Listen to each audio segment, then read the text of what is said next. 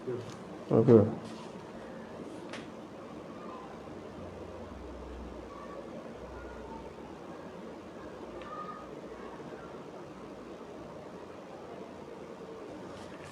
چلو. اعوذ باللہ من الشیطان الرجیم، بسم اللہ الرحمن الرحیم، وبہ نستعین، وصلی اللہ علی سیدنا محمد وآلہ الطاہرین، ولعنۃ اللہ علی اعدائہم اجمعین من الآن الی قیام یوم الدین. تمام ناظرین و سامعین کی خدمت میں سلام عرض کرتا ہوں.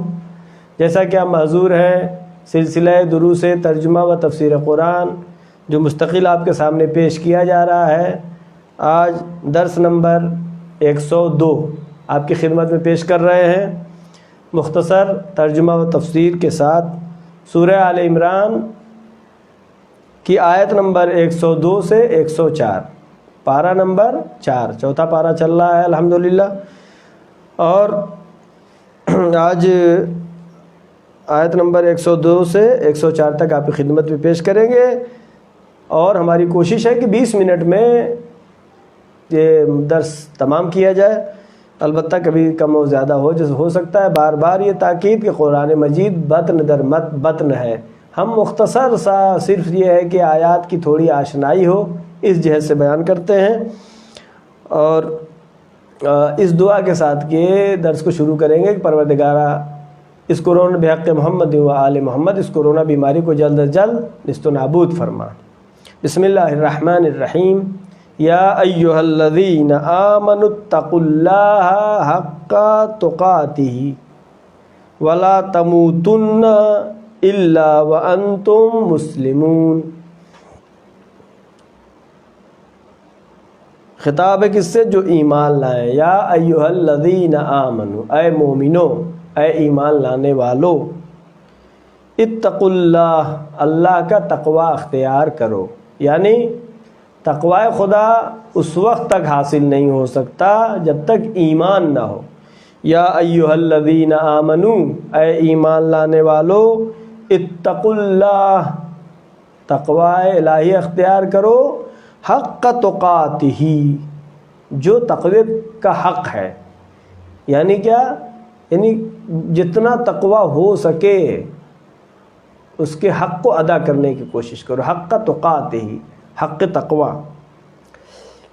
ولا تموتن الا وانتم مسلمون، ولا تموتن، اور تم مرو نہیں، تمہیں موت اس وقت تک نہیں آنی چاہیے، الا وانتم مسلمون، مگر یہ کہ تم مسلمان ہو جاؤ، یعنی دین اسلام پر مرو، اسلام کے علاوہ کسی اور دین پر نہ مرو. ولا تموتن، تم نہ مرو، الا وانتم مسلمون، مگر یہ کہ تم مسلمان ہو جاؤ، دین اسلام پر مرو.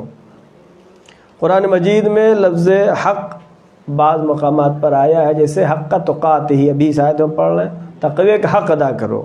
یا کہا حق کا جہاد ہی، جہاد کا حق ادا کرنا. حق کا تلاوت ہی، یعنی حق تلاوت قرآن. البتہ اگر یہ پورا نہیں ہو سکتا ہے، یعنی جو حق ہے، اس کسی چیز کہتے ہیں جس کا حق ہے اس کو پورا کر دیا، اگر نہیں کر سکتے ہو تو قرآن کے لیے کیا کہا؟ وما تیسر من القرآن، جتنا ہو سکتا ہے اتنا پڑھو.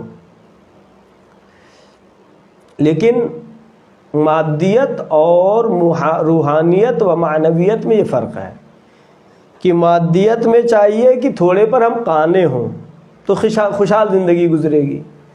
اچھی زندگی کون سی ہے؟ جس میں خوشحالی ہو، کثرت ملاک نہیں ہے کہ اتنے مکان ہیں، اتنی گاڑیاں ہیں. زندگی خوشحال ہے یا نہیں، یہ اہم ہے. لہذا مادیات میں تھوڑے پر قناعت کرنے سے خوشحالی نصیب ہوتی ہے، لیکن معنویات میں اس کا برعکس ہے، روحانیات میں اس کا برعکس ہے. یعنی اس پہ تھوڑے پر قانع نہ ہو جاؤ. روحانیت و مادیت میں تھوڑے پر قانع نہیں ہونا ہے. اس لیے کہ روایات میں ہے کہ جب جنت میں جائیں گے مومنین تو وہاں پر کف افسوس ملیں گے، کاش کہ ہم نے یہ عمل اور کیا ہوتا تو ہم کو یہ درجہ ملتا. درجات فیہ درجات، درجات حاصل کرنا یہ اہم ہے. تو آیت کیا ہوئی؟ یا ایھا الذین آمنوا اتقوا اللہ، اللہ کا تقوی اختیار کرو. کیسا تقوی؟ حق تقاتہ، جو حق ہے تقوی کا. ولا تموتن وانتم مسلمون، اس وقت تک نہیں مرو جب تک کہ تم مسلمان نہ ہو جاؤ، یعنی دین اسلام پر مرو. یعنی کیا ہماری دعا ہونی چاہیے؟ دعا ہونی چاہیے کہ پروردگار عاقبت بخیر فرما، ہم ایمان اور دین کے ساتھ دنیا سے جائیں. آیت نمبر 103 وَاعْتَصِمُوا بِحَبْلِ اللَّهِ جَمِيعًا وَلَا تَفَرَّقُوا وَاذْكُرُوا نِعْمَةَ اللَّهِ عَلَيْكُمْ إِذْ كُنْتُمْ أَعْدَاءً فَأَلَّفَ بَيْنَ قُلُوبِكُمْ فَأَصْبَحْتُمْ بِنِعْمَتِهِ إِخْوَانًا وَكُنْتُمْ عَلَى شَفَا حُفْرَةٍ مِّنَ النَّارِ فَانْقَذَكُم مِّنْهَا كَذَلِكَ يُبَيِّنُ اللَّهُ لَكُمْ آيَاتِهِ لَعَلَّكُمْ تَهْتَدُونَ. اس آیت میں کیا ہے؟ وَاعْتَصِمُوا بِحَبْلِ اللَّهِ جَمِيعًا، یعنی اللہ کی رسی کو مضبوطی سے پکڑ لو، یعنی متحد رہو. وَلَا تَفَرَّقُوا، آپس میں اختلاف بھی نہ کرو. وَاذْكُرُوا نِعْمَةَ اللَّهِ عَلَيْكُمْ، اللہ نے جو نعمتیں دی ہیں ان کا تذکرہ کرو، ان کو بیان کرو. ہے وَإِن شَكَرْتُمْ لَأَزِيدَنَّكُمْ، شکر کرو گے تو اللہ زیادہ دے گا. اللہ کی نعمت. وَاذْكُرُوا نِعْمَةَ اللَّهِ عَلَيْكُمْ، اللہ نے جو نعمتیں دی ہیں ان کو یاد کرو. اذ کنتم، آگے اذ کنتم اعداء فالف بین قلوبکم، جب تم آپس میں ایک دوسرے کے دشمن تھے. فالف بین قلوبکم، اللہ کہہ رہا ہے ہم نے تمہارے درمیان، تمہارے دلوں کے درمیان ایک محبت قائم کر دی. فاصبحتم بنعمتہ اخوانا، تو یہ الفت ایسی پیدا ہوئی، اس کا بنعمتہ اخوانا، اس نعمت کی وجہ سے تم ایک دوسرے کے بھائی ہو گئے، دینی بھائی مراد ہے. وَكُنْتُمْ عَلَى شَفَا حَفْرَةٍ، اور تم عَلَى شَفَا حَفْرَةٍ، بالکل پرتگاہ پہ تھے، گڈھے کے بالکل کنارے پہ، بس گرنے ہی والے. کیسا گڈھا؟ وَكُنْتُمْ عَلَى شَفَا حَفْرَةٍ مِّنَ النَّارِ، آگ کا جو گڈھا ہے بالکل اس کے دہانے پر تھے. اللہ شفا حفرتن، یعنی بالکل اس کے کنارے پر، بالکل پرتگاہ پہ تھے جہاں پہ گرنے کا ڈر ہے. فَأَنْقَذَكُم مِّنْهَا، اللہ نے تم کو اس پرتگاہ میں، اس آگ میں جانے سے بچا لیا.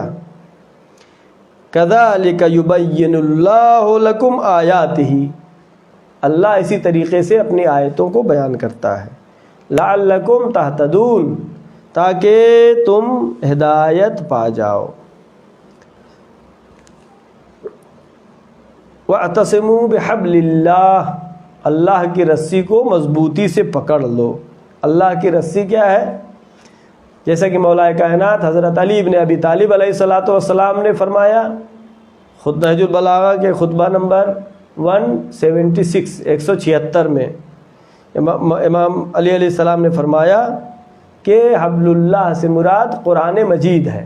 یعنی تمام مسلمان، چاہے وہ حنفی ہوں، شافعی ہوں، مالکی ہوں، حنبلی ہوں، سنی ہوں، شیعہ ہوں، واعتصموا بحبل اللہ. حبل خدا کیا ہے؟ قرآن مجید. قرآن مجید نقطہ اتحاد مسلمین. اور ایک روایت میں چھٹے امام حضرت جعفر صادق علیہ السلام نے فرمایا، نحن حبل اللہ، ہم اللہ کی رسی ہیں. ائمہ معصومین علیہ السلام، رسول کے وہ 12 خلفاء جو کہ معصوم ہیں، جو علم لدنی لے کر کے آئے ہیں، جن کو اللہ نے امام بنایا ہے، جو حجت خدا ہیں. امام نے کیا فرمایا کہ نحن حبل اللہ، ہم اللہ کی رسی ہیں. اب یہاں پر 2 باتیں آ گئیں. مولا علی نے کیا فرمایا؟ حبل اللہ قرآن مجید ہے. امام جعفر صادق علیہ السلام نے کیا فرمایا؟ نحن حبل اللہ، ہم ائمہ معصومین حبل اللہ ہیں۔ تو یہ قابل جمع ہے، بالکل قابل جمع ہے، یعنی قانونی کتاب، قانون کی کتاب جس پر متحد ہو وہ قرآن مجید ہے، اور الہی رہبر اللہ کی طرف سے جو امام بن کر کے آئے ہیں ان پر متحد ہونا، یہ بھی حبل اللہ ہے۔ یعنی قانون کی کتاب حبل اللہ، اور جو رہبری کرے امت کو آگے بڑھائے وہ ائمہ معصومین علیہ السلام ہیں۔ لہٰذا یہ دونوں قابل جمع ہیں، دونوں میں اختلاف نہیں ہے۔ رسول اللہ نے بھی فرمایا ہم تمہارے درمیان دو گراں قدر چیزیں چھوڑے جا رہے ہیں، قرآن مجید اور ہمارے اہل بیت۔ اہل بیت یہ 12 ائمہ معصومین علیہ السلام ہیں جو کہ حبل اللہ ہیں۔ وَاعْتَصِمُوا بِحَبْلِ اللَّهِ جَمِيعًا وَلَا تَفَرَّقُوا، چاہے کسی بھی مذہب میں ہو، کسی بھی مسلک سے ہو، حبل اللہ میں ایک ساتھ جمع ہو جانا ہے۔ کیوں؟ اس لیے کہ جب تک انگلیاں الگ الگ ہیں کوئی بھی موڑ سکتا ہے، لیکن جب متحد ہو جاتی ہیں، مشت بن جاتا ہے، تو پھر یہ دشمن کے خلاف متحد ہو کر کے جواب دے سکتا ہے۔ لہذا اتحاد کا مرکز کیا ہے؟ اتحاد کا مرکز قرآن مجید اور وہ ائمہ معصومین علیہ السلام کی جن کو اللہ نے امام بنا کر کے بھیجا ہے، یہ ہے حبل اللہ۔ وَاعْتَصِمُوا بِحَبْلِ اللَّهِ جَمِيعًا وَلَا تَفَرَّقُوا، لہذا دشمن کے مقابل میں اتحاد ضروری ہے۔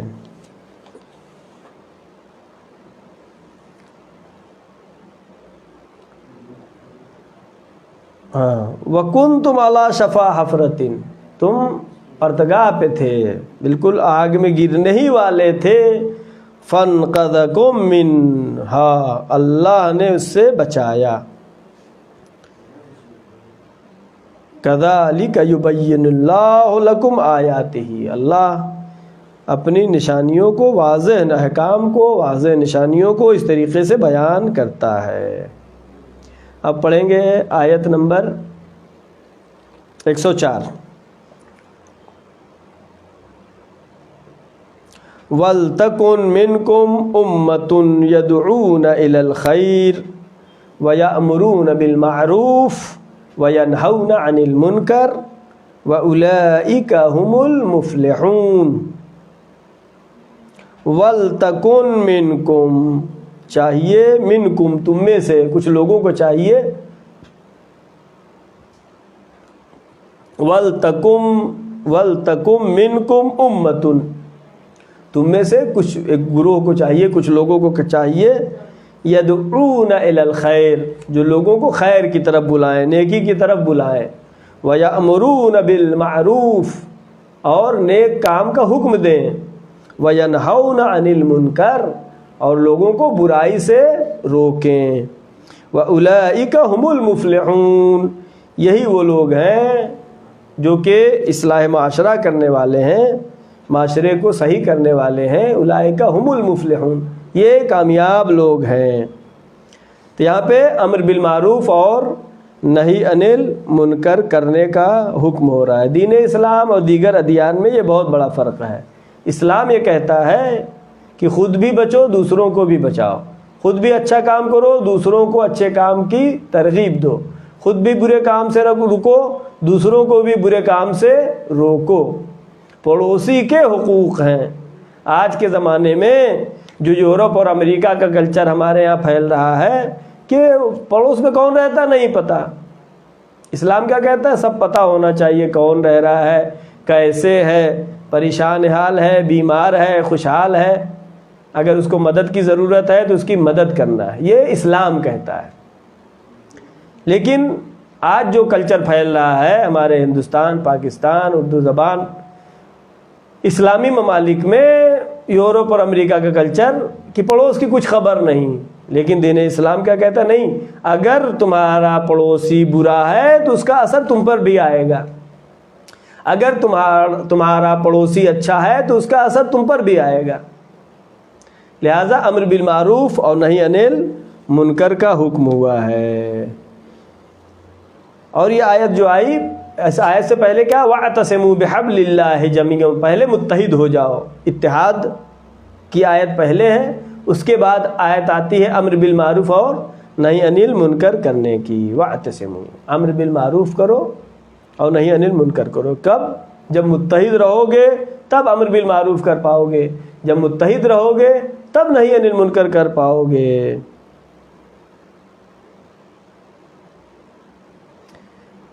پچھلی آیتوں میں ہم نے پڑھا تھا کہ سب کو چاہیے کہ امر بالمعروف کریں۔ اس آیت میں کیا کہہ رہی ہے خداوند عالم؟ کیا فرما رہا ہے؟ وَلْتَكُن مِّنْكُمْ أُمَّةٌ يَدْعُونَ إِلَى الْخَيْرِ، کچھ لوگوں کو ہونا چاہیے جو خیر کی طرف روکے۔ تو ایک آیت یہ کہہ رہی ہے کہ سب کو امر بالمعروف کرنا چاہیے، سب کو نہیں انل منکر کرنا چاہیے۔ یہاں پہ آیت میں کیا حکم آ رہا ہے کہ ایک گروہ ہو جو امر بالمعروف اور نہیں انل منکر کرے۔ تب دونوں میں فرق کیا ہے؟ دونوں کے امر بالمعروف میں، دونوں کے نہیں انل منکر میں کیا فرق ہے؟ یہ قابل جمع کیسے ہو سکتا ہے؟ ہر ایک کی ذمہ داری ہے کہ برائی سے روکے، ہر ایک کی ذمہ داری ہے کہ اچھا کام کرنے کا حکم دے، لیکن یہاں پہ آیت کہہ رہی ہے ایک گروہ۔ یہ قابل جمع ہے۔ اس کو مثال سے ثابت واضح کرنا چاہتا ہوں۔ جیسے مثال کے طور پر ایک ڈرائیور ہے جو گاڑی غلط چلا رہا ہے، روڈ پہ غیر قانونی طریقے سے چل رہا ہے، تو دوسرے ڈرائیور کیا کرتے ہیں؟ اس کو متوجہ کرتے ہیں، ہارن بجاتے ہیں، اس کو متوجہ کرتے ہیں کہ تم غلط جا رہے ہو، غلط جا رہے ہو، غلط جا رہے ہو۔ یہ کیا ہو گیا؟ سب ڈرائیور۔ اور اس کے بعد یہ غلط جو چل رہا ہے روڈ پر، اس کو روکنے کے لیے پھر پولیس آتی ہے، پولیس اس کو وارننگ دیتی ہے اور روکتی ہے۔ تو یہ امر بالمعروف اور نہی عن المنکر کرنے کے لیے دو طریقے ہو گئے، ایک سب کے لیے جو ہے وہ، اور ایک جو ہے خاص لوگ ہیں جن کی ذمہ داری یہ بنتی ہے کہ یہ امر بالمعروف اور نہی عن المنکر کریں۔ لہذا قابل جمع ہے کہ سب کے لیے بھی ہے۔ جو خاص لوگوں کے لیے ان کی مثال ایسی ہے جیسے کہ پولیس روکتی ہے، جو عام ہے اس کی مثال ایسی ہے کہ جیسے عام ڈرائیور روکتے ہیں کہ تم غلط طریقے پر چل رہے ہو، غلط ڈرائیورنگ کر رہے ہو۔ لہذا نہی عن المنکر کرنے کے طریقے الگ الگ ہیں۔ جس جگہ پر جیسے نہی عن المنکر کی ضرورت ہے ویسے کیا جائے، ایسا نہیں کہ ہر طریقہ ہر جگہ پہ استعمال ہو۔ مثال کے طور پر اگر ہمارے کپڑے پہ گرد لگ گئی تو کیا کرتے ہیں؟ اس کو رگڑ نہیں دیں گے، رگڑ دیں گے تو کپڑے میں اور چپک جائے گا، اس کو پھونک دیتے ہیں، اڑ جاتی ہے گرد، وہ جو راکھ لگ گئی، گرد لگ گیا، اڑ جاتا ہے۔ لیکن اگر اس کو اگر ٹھوک دیا جائے تو کیا؟ وہ جم جائے گا۔ اسی طریقے سے نہی عن المنکر بھی ہے، کہیں کہیں پر نرمی سے، اور جہاں پر کچھ مثال ہے کپڑے میں مثلا کلر لگ گیا تو اس کو رگڑ کے صاف کرنا ہوتا ہے، یہ وہ ہے نہی عن المنکر جہاں پہ پولیس والا کام ہے۔ لہذا نہی عن المنکر کے درجات ہیں کہ جیسی بیماری ہے اس کا علاج اسی کے مطابق ہونا چاہیے۔ جہاں پہ بھی قرآن مجید میں آیا ہے سب جگہ پہلے امر بالمعروف آیا ہے، وَيَأْمُرُونَ بِالْمَعْرُوفِ وَيَنْهَوْنَ عَنِ الْمُنْكَرِ، امر بالمعروف کا حکم دیتے ہیں اور نہی عن المنکر کرتے ہیں، اولئک هم المفلحون۔ امر بالمعروف پہلے آیا ہے جہاں پہ بھی ذکر آیا ہے، اور نہی عن المنکر کے بعد میں بات آئی ہے۔ یعنی پہلے جب نیکی کی لوگوں کو ترویج کریں گے، نیکی کی ہدایت کریں گے، سب لوگ نیک ہو جائیں گے تو نہی عن المنکر کی ضرورت ہی نہیں پڑے گی۔ لہذا خود امر بالمعروف کرنا ایک طریقے سے نہی عن المنکر بھی ہے، لہذا مقدم ہوا ہے ہمیشہ امر بالمعروف، اس کے بعد نہی عن المنکر ہے۔ ہمارے یہاں کبھی ایسا الٹا ہو رہا ہے کہ نہی عن المنکر پہلے، امر بالمعروف بعد میں۔ چھٹے امام حضرت جعفر صادق علیہ السلام نے فرمایا اس سلسلے میں، وَكُونُوا دُعَاةَ النَّاسِ بِغَيْرِ أَلْسِنَتِكُمْ، لوگوں کو دعوت دو بغیر زبان کے، اپنے عمل کے ذریعے سے۔ نماز کا وقت ہوا، اذان ہوا، نماز کے لیے کھڑے ہو گئے، کسی سے کہنا نہیں ہے کہ پڑھو، آپ پڑھنے لگے، دیکھ کے دوسرا بھی پڑھنے لگے گا۔ بغیر السنتکم، کونوا دعاة الناس بغیر السنتکم، بغیر زبان سے کہیے۔ ہاں اب زبان سے اگر نہیں چل رہا ہے پھر وہاں پہ زبان سے کہنے کی ضرورت ہے، اور جب اس کے بعد بھی نہی عن المنکر زبان سے کرنے پہ بھی نہیں اثر ہو رہا ہے، تب وہاں پہ کون سا نہی عن المنکر؟ یہ جو کہ ابھی حکم ہوا، جو کہ حکم آیا ول تکن منکم امتن، تم میں سے کچھ لوگ چاہیے کہ کچھ لوگ ہوں یدعون الی الخیر، پولیس والا امر بالمعروف، پولیس والا نہی عن المنکر۔ لہٰذا پہلے مرحلے میں کیا ہے، امام نے فرمایا کونوا دعاۃ الناس بغیر السنتکم، اگر ہم گناہوں کے زمینوں کو ختم کر دیں تو گناہ خود بخود ختم ہو جائے گا۔ آخر میں اور سب سے بہترین کامیاب لوگ کون ہیں؟ وہ جو اصلاح معاشرہ کرتے ہیں۔ معاشرہ کہاں سے بنتا ہے؟ معاشرہ جو یورپ اور امریکہ تھیوری پیش کر رہے ہیں کہ کالونیوں سے بنتا ہے، محلے سے بنتا ہے، نہیں، ایسے معاشرہ نہیں بنتا ہے۔ اسلام کیا کہہ رہا ہے؟ معاشرہ بنتا ہے شخص سے۔ اگر ہم صحیح ہیں، ہم اچھے ہیں، شخص ہر آدمی اپنے کو صحیح کرے، اپنے کو اچھا کرے، اپنے کو گناہوں سے بچائے، نیک کام خود انجام دے، تو ہر آدمی اس پہ جب عمل کرے گا تو یہ ایک معاشرہ، بہترین اسلامی معاشرہ تیار ہو جائے گا، جو کہ قرآن مجید کا حکم بھی ہے۔ آخر میں ہماری دعا ہے پروردگارہ محمد و آل محمد کے صدقے میں، چہاردہ معصومین علیہ السلام کے صدقے میں ہماری اس مختصر سی عبادت کو قبول فرما۔ پروردگارہ محمد و آل محمد کے صدقے میں اس کا ثواب جو بھی حاصل ہو تمام ناظرین و سامعین کے مرحومین کو ایصال ثواب فرما۔ پروردگارہ محمد و آل محمد کے صدقے میں جو بھی پریشان حال ہیں ان کی پریشانیوں کو برطرف فرما۔ معبود جو مریض ہیں ان کو شفائے کامل و عاجل عطا فرما۔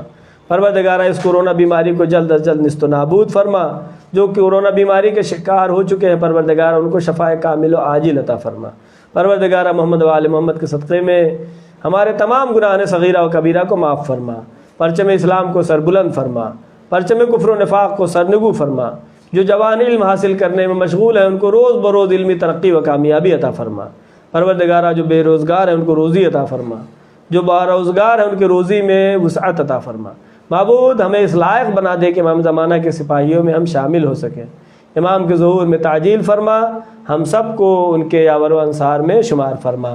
وآخر الدعوانا ان الحمد للہ رب العالمین، والسلام علیکم ورحمۃ اللہ وبرکاتہ۔